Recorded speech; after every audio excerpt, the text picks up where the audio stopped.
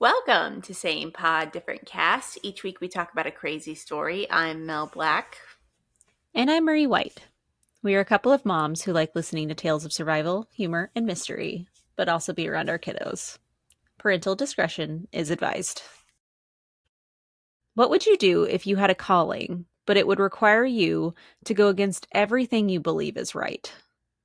In today's story, we will walk through one man's terrifying journey and his moral convictions that, although noble, didn't make it any easier.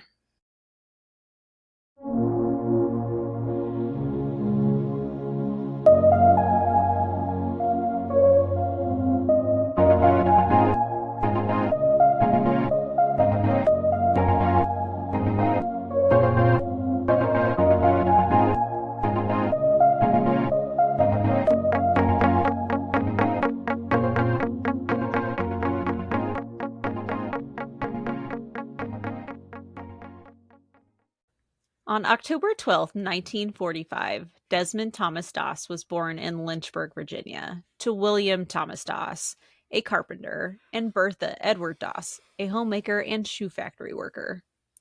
William Doss registered for the draft sometime between 1917 and 1918 in Lynchburg, Virginia, as part of the Selective Service system. His mother raised him as a devout Seventh-day Adventist. Much of the theology of the Seventh-day Adventist Church corresponds in common evangelical Christian teachings, such as the Trinity and the infallibility of Scripture. His mother installed Sabbath keeping, nonviolence, and vegetarianism in his upbringing.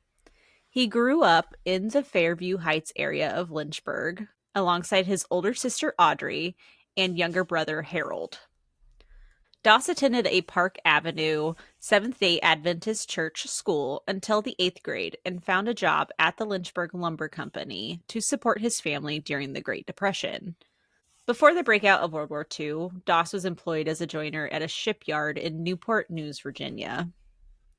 After Pearl Harbor was attacked on December 7th, 1941, Desmond felt a calling. He wanted to preserve the freedom he had the pleasure of having, and he felt the best way he can do that would be to enter the front lines. So he entered military service. Although he was offered a deferment because of his shipyard work, he declined to put his life on the line for his country. On April 1st of 1942, he was sent to Fort Jackson in South Carolina for training with the 77th Infantry Division. In August of 1942, he was given leave to marry Dorothy Shuttle, whom he met at church in Virginia when she came through Richmond selling Adventist books. Shortly after, he left for active duty. She's beautiful. Isn't she? I just love old photos. I know. I actually found that picture in color, and I purposely picked the black and white one because it just felt more authentic. Part of the times. By all accounts, Desmond was ready to enter the war. There was one catch. Desmond had a demanding conscience, one that would not allow him to harm anyone or even carry a weapon. Desmond's idea was to become an army combat medic. Unfortunately, he was assigned in the Infantry Rifle Company, which is a close combat element of the infantry battalion. The men in his company did not like this, nor did they understand his plan to enter a war without a means to protect himself or his fellow man. They were not kind to him. They called him names and even threatened to ensure he didn't return home in one piece. Okay. His commanding officers were not much better because they saw him as a liability. They scolded him, gave him more duties than other men, attempted to court-martial him, and declare him mentally unfit for duty. They wanted to make him someone else's problem because no one believed a soldier without a weapon was worthwhile. None of this worked. They failed, and he refused to leave. Desmond believed his duty was to serve his country and obey God. He would not waver. In fact, he had more demands. Another requirement that the Army wasn't a fan of at the time was his strict schedule to go to church. Desmond would ask for a pass to attend church on Saturdays. Hmm. I didn't know that was a thing. That makes sense. But I didn't put two and two together that yeah, that would be like a requirement that the military or the army grants that. That's kind of cool actually if you think about it.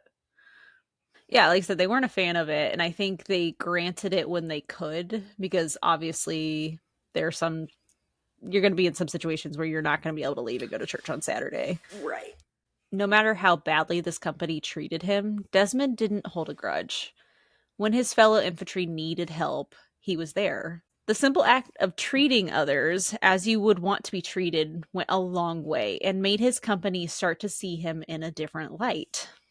On May 5th, 1945, on the other side of the world, German troops were surrendering, and the Japanese troops were fiercely defending Okinawa and the Medea Escarpment against any Allied invasion. The men in Desmond's division were repeatedly trying to capture the Medea Escarpment, which was an imposing rock face the soldiers called Hacksaw Ridge. After the officers in the division secured the top of the cliff, they were shocked when all of a sudden enemy forces started rushing them. Due to this counterattack, the officers immediately ordered a retreat. The soldiers following the order rushed to climb down the 400-foot cliff, all of them but one. Only 1/3 of the men made it off the cliff. The rest were left on the enemy's land, abandoned and wounded or worse. One man disobeyed his commanding officers and ran directly back into the crossfire without a weapon. Desmond's goal was to rescue as many men as he could or die trying. His courage and determination resulted in saving 75 lives that day, which was a Saturday, a day he honored as the Sabbath. What? No, I'm gonna cry. I just like got it choked up back there. I was like, oh my gosh, 75? Yeah.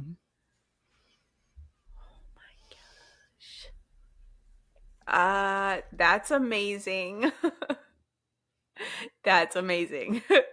Could you even imagine, like, you don't have anything to defend yourself with, and you're just running in to get as many people out as you possibly can? Running in there. Yeah. Yeah, like even without thinking, like Yeah. nuts. On the next day, May 6th, the Americans took Hacksaw Ridge during the Battle of Okinawa. This battle was actually important as it put Japan on the trajectory to eventually withdraw from the war. On May 21st, during a night raid, Desmond fiercely aided his injured infantrymen in an exposed territory. While he was hiding in a shell hole, a Japanese grenade landed right at his feet. The explosion sent him flying, and the shrapnel tore into his leg and his hip. Rather than calling another medic over and away from other men who needed them, he treated his own wounds to the best of his ability. And then he waited for 5 hours before anyone was able to reach him. Why didn't he just take out his appendix while he was there? Are you serious?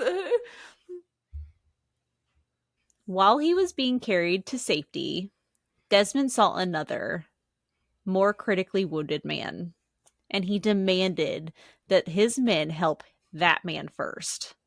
Desmond even crawled off the stretcher that he was on and waited for them to return.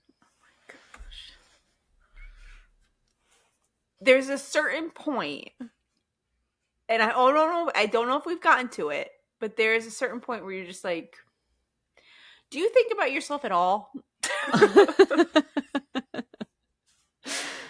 While he was waiting, a sniper bullet shattered his arm.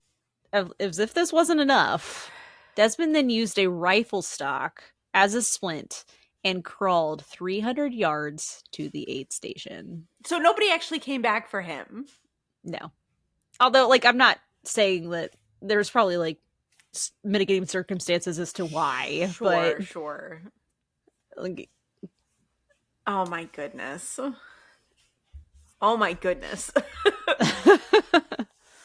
On October 12th, 1945, President Harry S. Truman shook the hand of Corporal Desmond Doss as he awarded him the Medal of Honor.